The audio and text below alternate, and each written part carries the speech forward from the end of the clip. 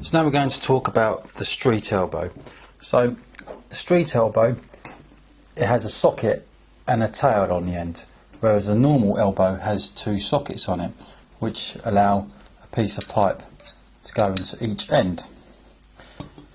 But with the street elbow, you can only stick a pipe in the one socket, and then this tail here acts like a piece of pipe, so we can then stick it into a fitting should we need to solder in a tight area.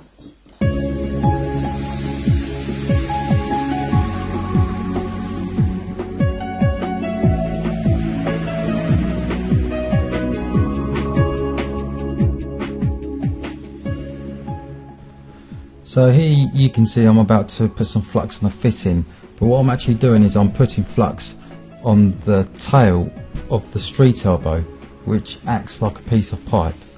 So don't get confused about me putting the flux on the fitting there. It's just where the tail bit's actually going to go into a fitting, just like a normal piece of pipe would. Now I'm going to put even heat around the fittings.